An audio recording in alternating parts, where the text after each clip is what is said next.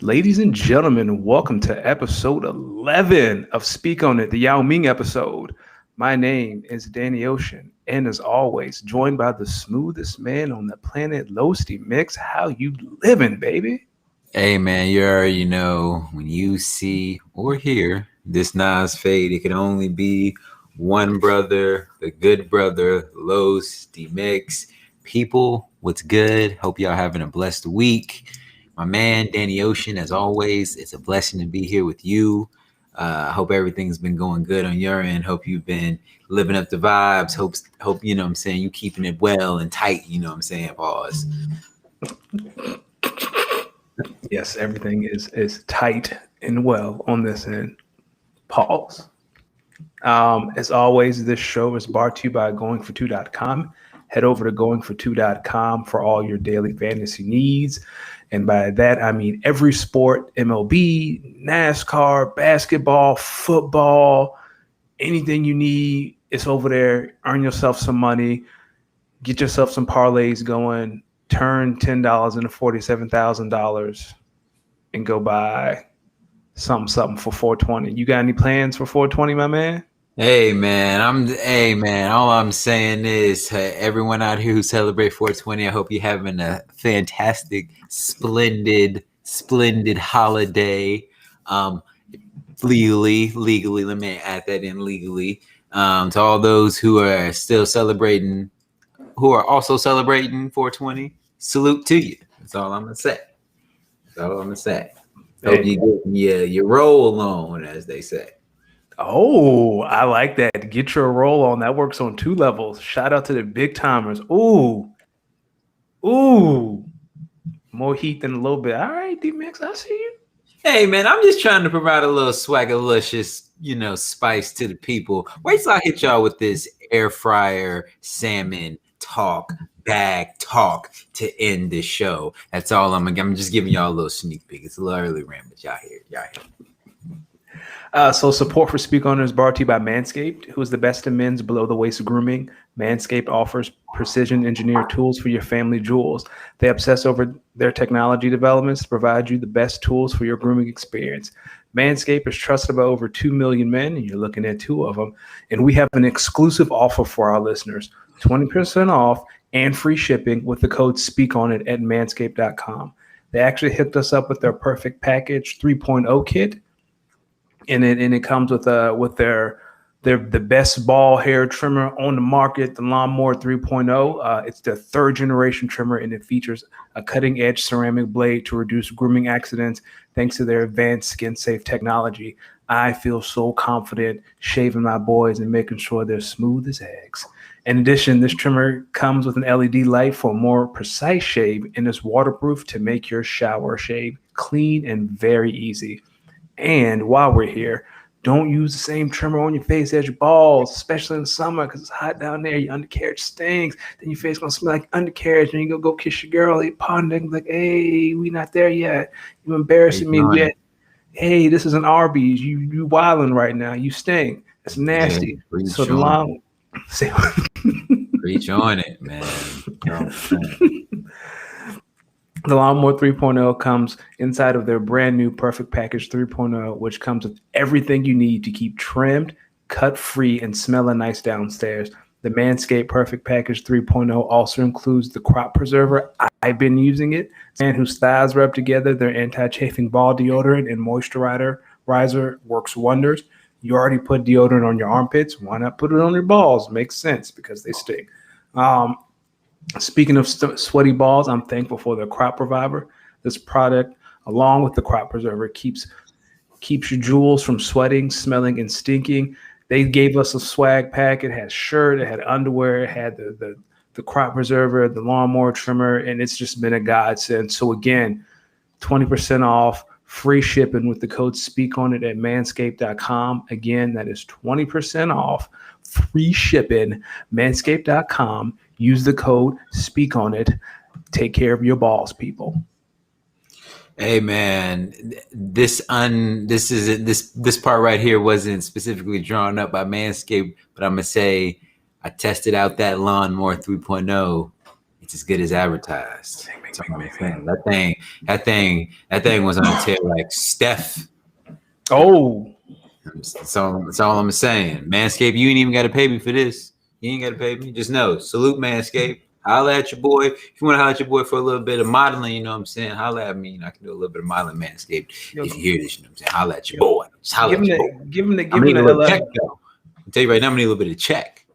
Holla at your boy. They say I look good in the camera. I'm looking at myself right now. Yeah, give Manscaped a little LL lip. I know you got a LL lip rub in you because you have an Oz fade. Like that's natural. Like if I saw you on the street, like yeah, he got a little LL lip licking inside of him somewhere. Hey, they need me. If the dollars is right, the price is right for that for the model. They can model me up. Hey, as always, the chat is wide open. People, if you want to say something, we talk right back to you. It's all love on this side. You ready to get started? Like we have a lot to talk about. I mean, let's go. And you're gonna give us the. I'm trying to get to the salmon recipe. I'm hyped. Yeah. It's simple. It's easy. I'm telling you, it's easy. It's perfect for date night. So let's start off with Zion. So Zion the other night was it Sunday? Yeah, it was Sunday. They played the Knicks. They lost, but after the game, Zion did everything but tell reporters he can't wait to go to the Knicks one day. He was saying how Madison Square Garden is the Mecca, how he enjoyed playing there in college, how he enjoys playing there. That's his favorite arena to play in outside of New Orleans. So D, how hopeful this is a two-part question. How hopeful should Knicks fans be, and how concerned should Pelican fans be? Well, let's just say if you're a Pelicans fan, you should be concerned if you think the trajectory of your team is on a downward trend, right? Because let's be real, if the Pelicans are stinking up the joint, then Zion's going to go through the rest of his rookie contract, the contract he's on right now. He's going to get the big extension. Then after a little bit, he's going to be like, all right, I got my money. It's time to go somewhere. And if you're a Knicks fan, you should literally only be 5% hopeful because you're a Knicks fan and you just shouldn't have a lot of faith in your organization to do a lot of things right. But you just have some hope here because he's saying he likes playing Madison Square Garden. Now, he only had a small taste. He only had a small sample size. I don't know if he has to do that for an 82-game season. You got to be ready for the cheers. You got to be ready for the boos. It's a tough crowd, right? So, so I say all that to say Knicks fans should have some hope that he likes the audience. He likes the scene. He'd be big time. Obviously, the league would like it because they'd have a very big name, big city. There's some optimism on one side but on the flip side, though, if the Pelicans turn out to really figure this thing out and they turn into a legitimate contender, then hey, Knicks fans, he's going to be making money and he's going to be winning. That's a very good situation. My only question to this is Dolan still the owner of the Knicks? Oh my goodness. Y'all know he not losing that team no time soon. And I think fans just have to realize that at this point. You gotta do what's you got a new coach, you got you winning some games, looking like y'all might be a playoff team. You can't keep begging the well for more water when it gave you enough water to be able to fill you for a couple seasons. Is Dolan still the owner? Because if so, then you have no hope. This is a pipe dream.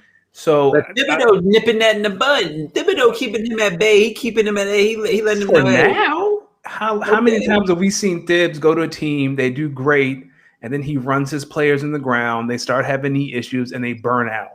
Like that's the Tibbs motto, right? He comes in first few years. It's great. It's a new NBA. He's seeing how this shortened season is affecting some of these big name players. He's trying to keep his team as healthy as possible. Obviously, everyone's going to deal with injuries. Just give it some time. Maybe if they land another a good guard in free agency, then you're really looking at a team who can really do something in future years to come. And now imagine that down the road they maybe move some pieces to get a maybe potential Zion Williamson. Maybe they're able to keep Zion and Julius Randle together. Mix that with a good guard they might be able to sign in free agency. Now you're looking at a whole new dynamic for this Knicks team. I'm just thinking through maybe GM potential situations. But Dolan at the end of the day is likely to be the owner. Thibs is still going to be the coach if they're on a winning trajectory. Now, if they start losing, who knows? Who knows? So Zion is a restricted free agent in 2023. He's never going to see that. He's going to get his max. Usually, what's the max? 4 years. So we're talking about Zion potentially being an unrestricted free agent in 2026, 2027. That's a long time for the Pelicans to build a winning team around him, and that is more than enough time. All they have to do is start getting into the playoffs, and each year being able to build on it. Maybe this year, obviously, they might not. Obviously, maybe this year is the play-in tournament at best, right? Because they're not going to get out the first round. Then maybe it's next year they get into the first round. Maybe they win a series or they take a series of 7. Maybe next round you make it to the second round. Maybe next round. Next year you make it to the conference finals. Then maybe that next year you're at that championship level. Maybe that's the time you win a championship. Then it's a whole different dynamic. Or you're playing for back-to-back finals. Or you're playing for a finals and a conference finals. That way you're in that championship window. That gives them some time to think about it. Yeah, but that's still a lot of time for the Knicks to be the Knicks. They've done nothing in the past 30 years to make me think, yep, they'll be good. They'll be primed and ready to go for Zion in 2026, 2027, right? Like they did all this to get KD. Remember the billboards? We start seeing it on Twitter. The KD and Kyrie are coming to the Knicks.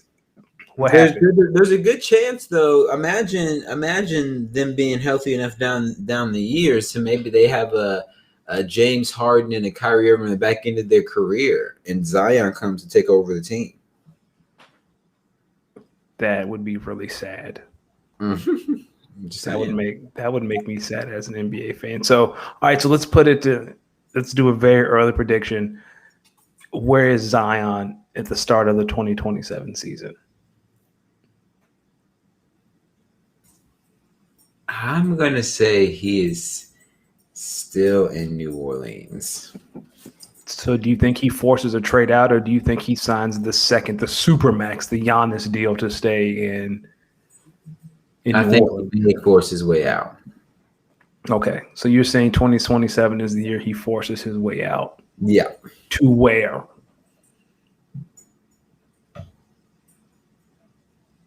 Go ahead and say it. I mean, I know where your head's at. I'm thinking probably the Knicks, but I also want to say maybe the Nets. Okay, so you saying, or even the Lakers. So you think he's going to be in New York or LA? Mm-hmm. Big market team. Could even see him being down there in Miami if they're able to move some pieces. That's where my head was at. I think Zion signs the first max deal because that's what everyone does, because it's your first shot at real money. And then he forces his way to Miami. I mean, JJ Redick has already blown the whistle on the Pelicans front office, and you know how inept they are. And I think someone as young as Zion sees that as well, and I'm sure he's already planning his escape. Take the money, force your way out. That's the way to go. And Giannis, if you're listening, you've taken the money, force your way out to Dallas. We're waiting. Here he goes, trying to push his Dallas agenda again. We're waiting. We need help. Sir, please. You got Luka. Luka has to hit floaters from the 3-point line to beat the Grizzlies. I taught him that. He think of you. All right, hey man, teach him some more stuff. That's what we need. Nah, I can't. I don't know how to do that. I'm trying to flex. I definitely don't know nothing about that. Hey, he's been on a tear, but I'm so afraid that we're going to have to be in the play-in tournament, and it's going to be bad. Hey, man, you never know. Hey, PJ. Luka is a boss. Good. Yeah, see, PJ, now you talking like a smart basketball fan. But that's about to change. We're about to talk about the Sixers. PJ, you right on time, baby. You right on time. So last night, Curry goes in Philadelphia, drops 49 on them. He now has 6 games this year with at least 10 3-pointers. No other player has 5 games like that in their career. With numbers like this, should Steph enter the MVP conversation? You know what? I think there's a way to appreciate his greatness and the greatness that he is bestowing upon us this season. At the same time, I think it's not realistic that you can put him in an MVP race when his team is so far down in the depth charts. I mean, in the standings. I mean, they're so far away. They're so on the bubble in terms of, win-loss record, in terms of play-in tournament. I think you still have to look at the front runners, in which are Jokic, in which Embiid, who had a pretty good game, just got outplayed by Steph. You may be mixing a Chris Paul in that situation, LeBron James, James Harden, maybe even. I think you got to mention those guys a little bit before, maybe. I think he may be in that conversation, even Damian Lillard. I think he may be in that conversation of candidates, but overall, he's not the MVP. We know that. I am on the same page with you. No, he's not the MVP. We can enjoy this and also acknowledge that the Warriors might not even make the play-in tournament. Right? Might not even sniff nobody's playoffs. And then what was you putting up these incredible numbers for? Well, we know he was trying to will his team to victory, so we can't count him out for that. But it's like, it should also then show you how really important Klay Thompson is and his health is to that team. But Absolutely. They obviously got some good pieces that they're building around. Clearly, they're not at full strength. James Wiseman out for the year. They're clearly without Klay Thompson. I think they're probably going to make a move in the off season. Maybe see if they can trade Wiggins. Maybe, who knows? They might keep him. Maybe see if they can move Wiseman. Maybe see if they can get another big. So who knows what the Warriors can do? Who knows? This is going to hurt me to say this because I've been driving the Embiid MVP bandwagon all year. But the moment your fans start chanting MVP for someone else in your house, like, you're done. Well, that's because Philly fans, you're out. Philly fans, they petty. And that goes for football and basketball. When you're not producing at the level that Philly fans are expecting, they're going to let you hear it. And if someone is in your house giving you the business, they're going to boo that guy. And they're going to show that guy a little bit of respect because, hey, at least someone came to play in their mind.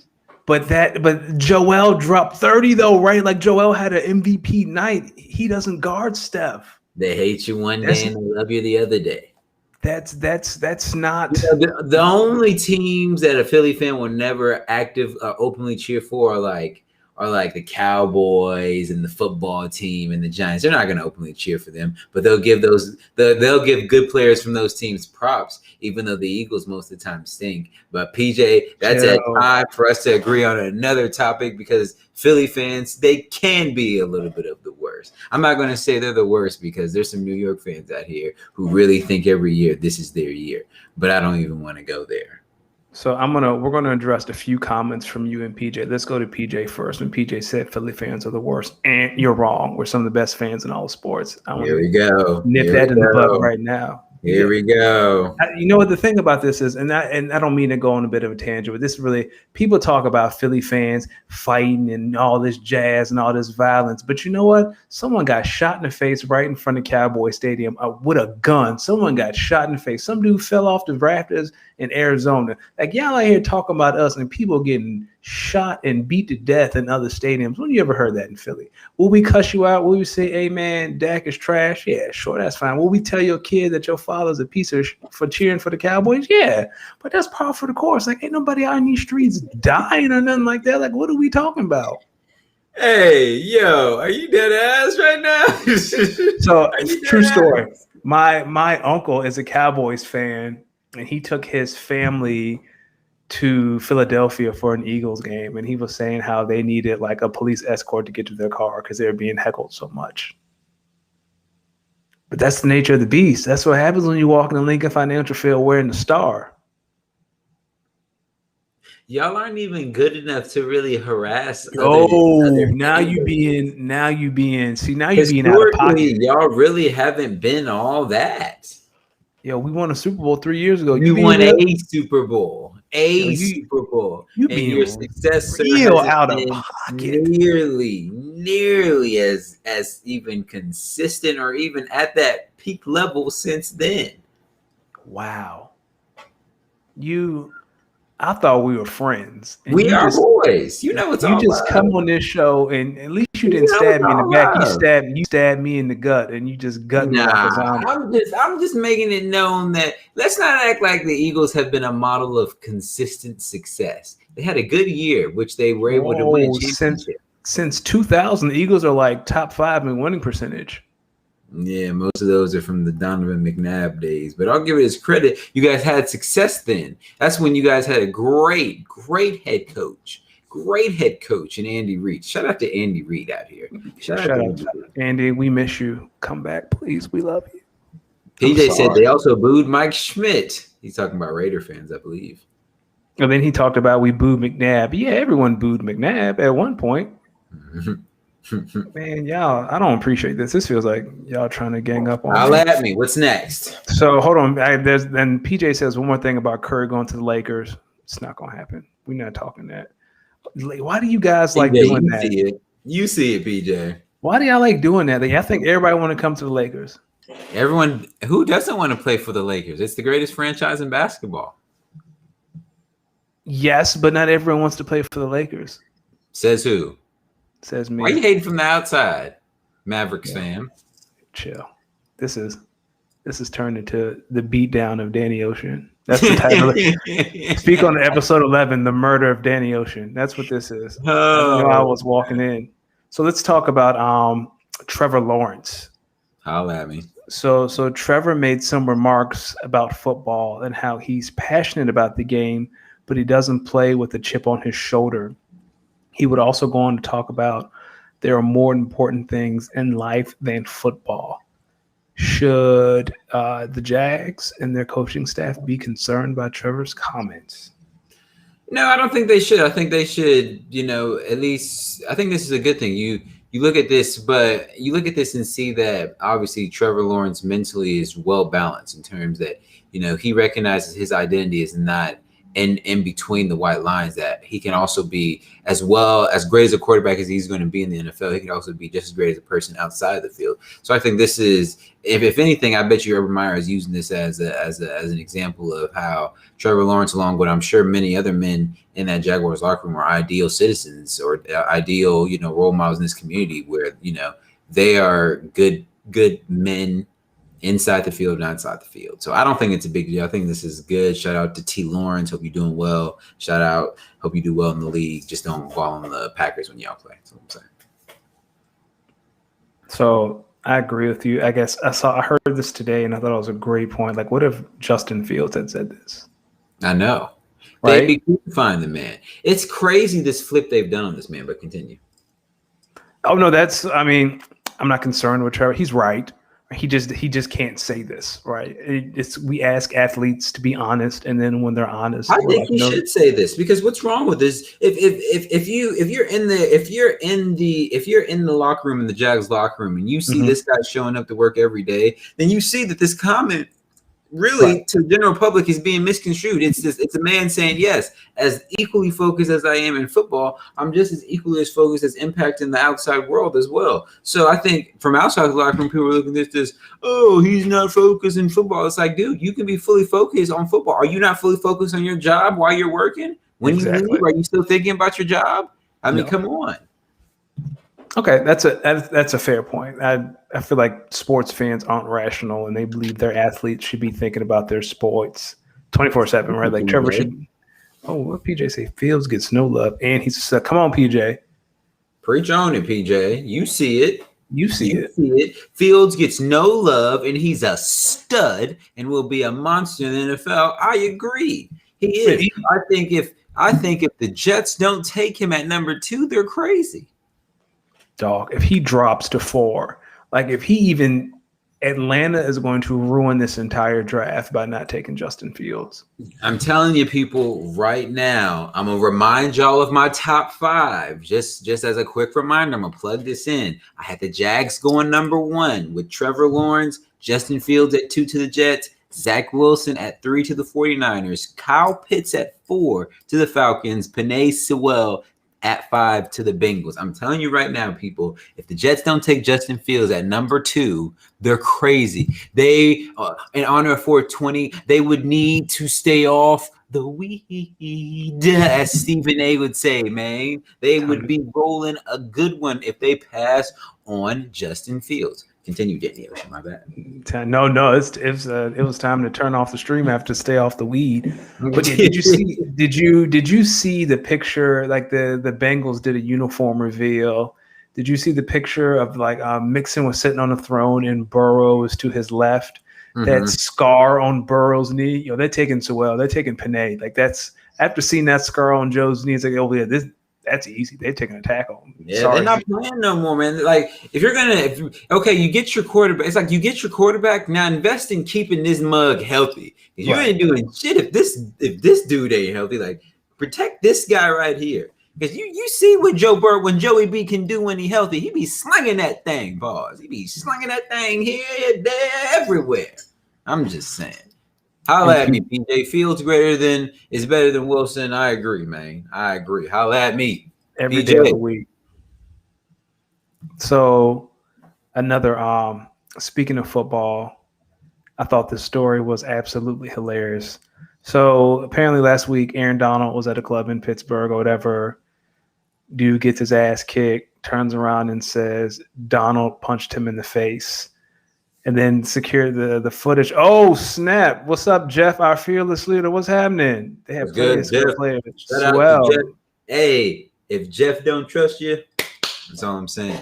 Oh, we getting ski mask? But what's his face? Yeah, so the footage was released, and Aaron Donald actually saved that man from getting his ass kicked from 3D. So I actually had this thought: if you had to go into a fight with two NFL players, who would they be? Like, who would your two guys you want on your side if you got into a bar fight? Man, I'd probably want the Pouncey twins. Oh, I forgot about them. So you trying to go to jail? Nah, I'm trying to avoid going to jail, actually. But if I need to, I'm in them. But just know, I'm definitely riding them as like an option. Then just trying to jump over the top. Jump over the top.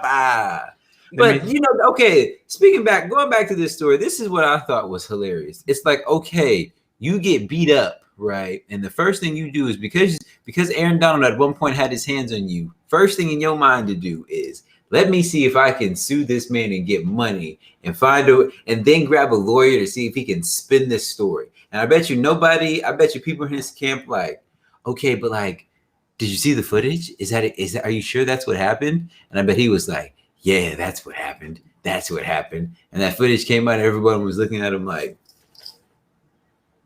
In his defense, if you get your ass beat like that, that'd be my first thought too. Like, ain't no way a regular man beat my ass like that. It had to be Aaron Donald. That'd have been my first thought. Oh, he was in the vicinity. It was him, because that's the only way you can just like. That's the only way you think. It's like, I bet you a woman was involved. I bet you Aaron Donald had liked his girl.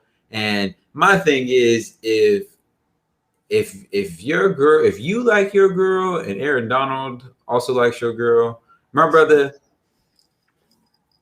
charge it to the game. Charge it to the game and just bow out, because you just don't have there's what you gonna do? Fight him? Could you fight him? He gonna laugh at you. He gonna laugh at you. What you gonna do? Like out money him? You can't do that. Like, you can't out anything.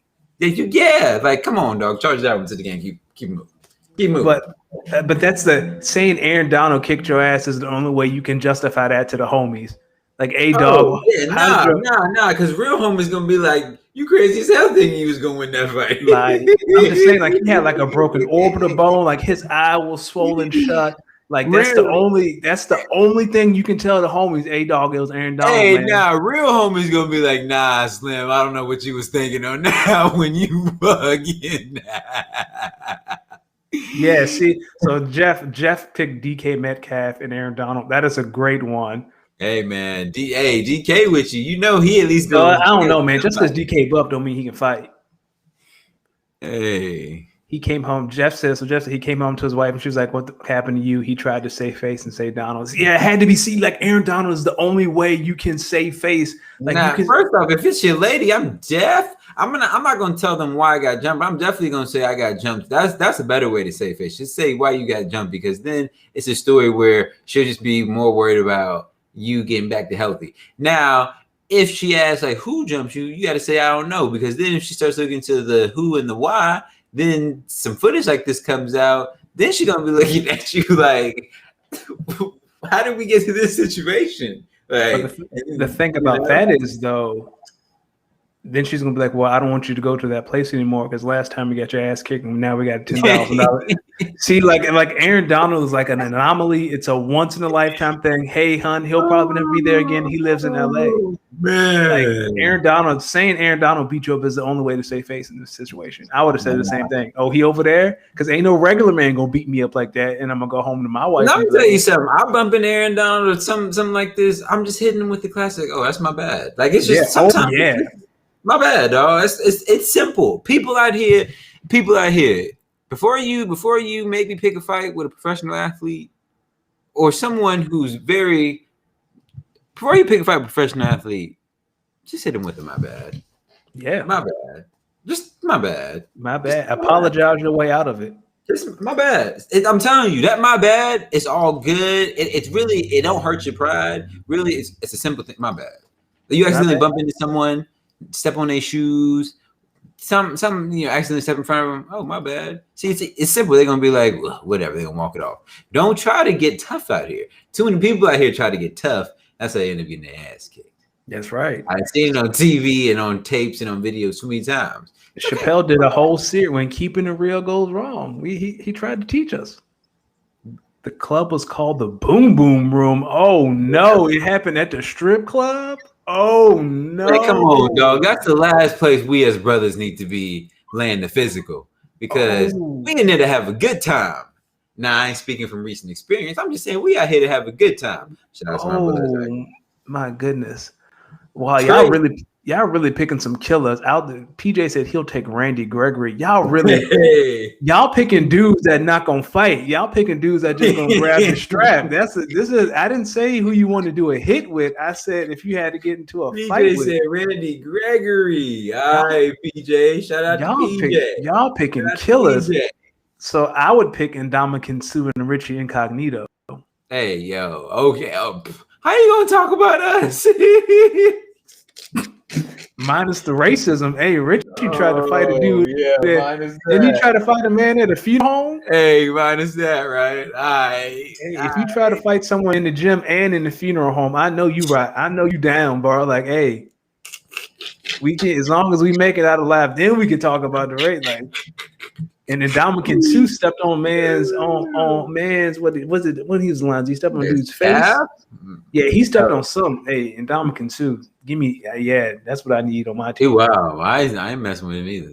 Then again, if I see any of these guys in the club, I'm gonna my bad because I can't be in the club and really want to offend someone to that point. Like, nope, come on, dog. That's kind of corny because it's like you looking for trouble, and really, we just all out to have a good time. You know, we just here to catch some twerk and get some drinks. Like that's it. Yeah. That's why we're here. All right, I think it's time. I know that the streets have been waiting. The floor is yours. Walk us through your air fried salmon recipe.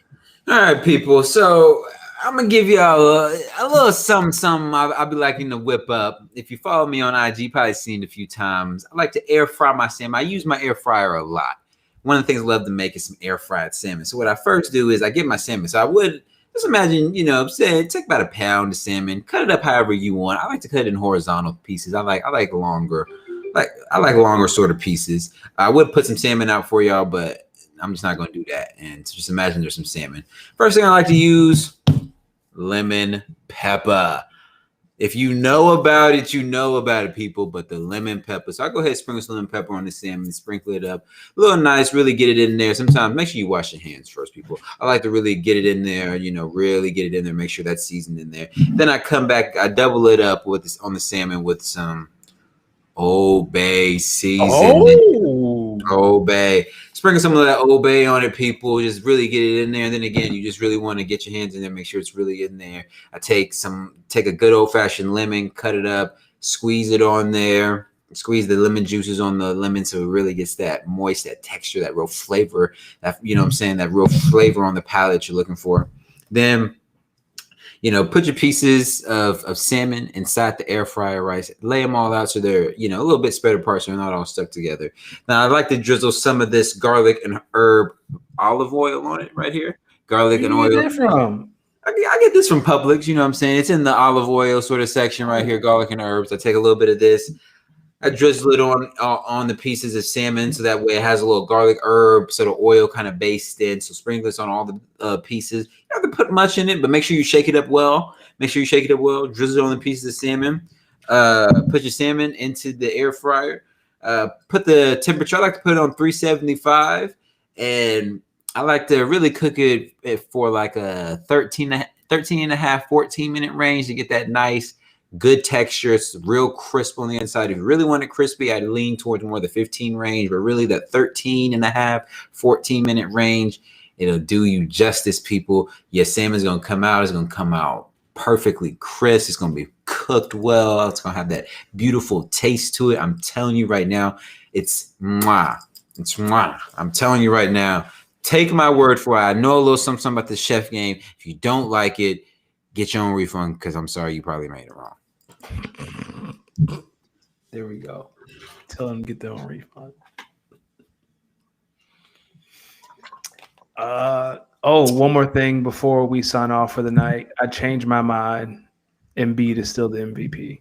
Yeah, ladies and gentlemen, that is it for episode 11 of Speak On It, the Yao Ming episode. Los, where can the people find you? The people can find me, you already know, at losdeemix. That's LOSDEEMIX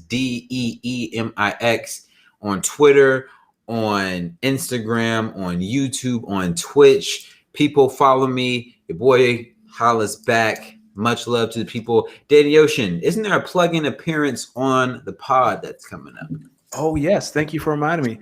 You can find us, Los DeMix, and myself, Danny Ocean. We're going to be on a podcast with Upside, not this Friday, next Friday, the 30th, for draft coverage with G-Man J and Dan. We're going to be in there. They're going to have a lot of guests, so just tune in from start to finish. We'll pop in. I'm not going to tell you when, because, just watch the whole show. You'll see us. We'll go over day one of the draft, and then we'll be in the middle of day two, so it'll be a lot of fun.